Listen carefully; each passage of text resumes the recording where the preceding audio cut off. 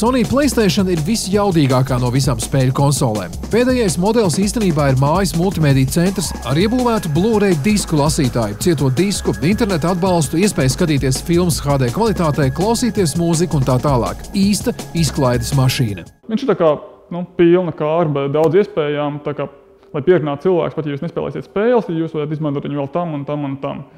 Tad šī ir Star Wars Force Unleashed spēle, kas ir jaunākā spēle, kurā var redzēt šīs dažādās PS3 grafikas iespējas, ka mums ir spēcīgs fiziskais dzinējs, kas ļauj pārvietot objektus, un viņi atbilstoši arī krīt visu to, ko viņiem vajag gāzties, kas ļauj visādus iespaidīgus vizuālos efektus.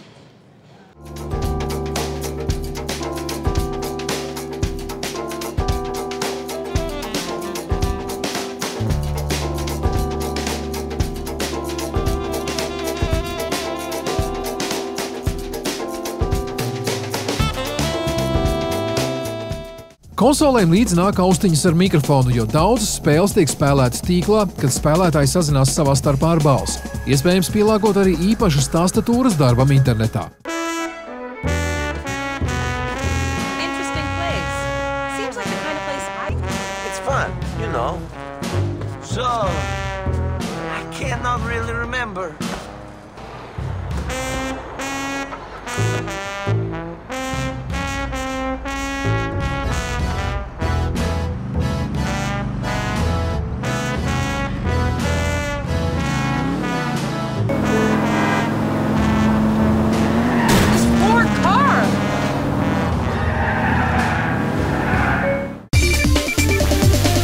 Xbox 360 ir galvenais un vienīgais reālais Sony PlayStation konkurents. Tas ir mazāk jaudīgs, mazāk aprīkots un tajā, protams, nav Blu-ray disku lasīšanas iespēja. Taču viss pārējais darbojas un spēles ir pieejamas daudz plašākā klāstā nekā pārējām sistēmām. Kompānija Microsoft ir bijusi daudz atvērtāka pret citiem spēļu ražotājiem, radījusi atklātāku, pieejamāku sistēmu atšķirībā no Sony, kuru vienmēr izcēlusies ar spītīgu turēšanos pie saviem unikālajiem risinājumiem. Xbox vairāk noder tā sauktajiem fanātiskajiem gameriem, kas spēlē daudz un bieži. Kaut kādā mērā visas konsoles piedāvā līdzīgu kaut ko.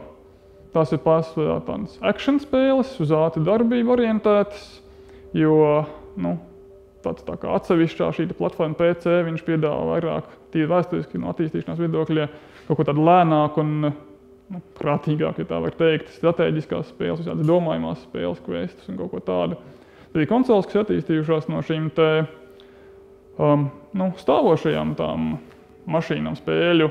Viņās visiem notiek ātri, diezgan strauji, tāpēc sporta spēles, daudz mašīnu spēles, visādas šaušanas.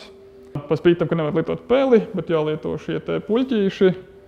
Konsoļu lietotāji pie tā pieraduši, viņiem ļoti patīk, un viņi uzskata, ka tas ir īstā lieta, un ka pele un klaviatūra ir priekš mīkstījiem, ka tas ir pārāk ērti un tādā garā. Spēļu konsoles nozīmē arī zināmu spēļu standartu. Tas nozīmē, ka viens konsoles kompaktdisks nederēs citā. Mums atliek noskaidrot, kāds tad ir spēļu piedāvājums katrā no tām.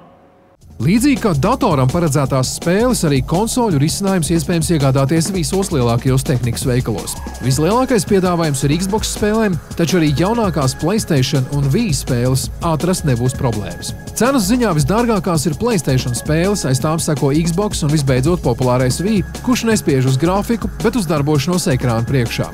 Kā uz šo uzvaras gājienu reaģēs smagie milži Microsoft un Sony, īsti vēl nav paredzams. Redzot, cik nekaunīgi šodien dažādas kompānijas špiko idejas viena no otras, domājams, drīzumā pie televizoru vicināsies arī šo konsoļu īpašnieki. Šodien Microsoft vai kaut kāds Sony, viņi jau neņems vienkārši nošpikoši to bet viņi pamēģinās kaut ko uztaisīt šādu, plus vēl kaut kas vai precīzāku, vai kaut kā labāku, vai būt, nezinu, kaut kāds pie alkoņiem piestiprināmais.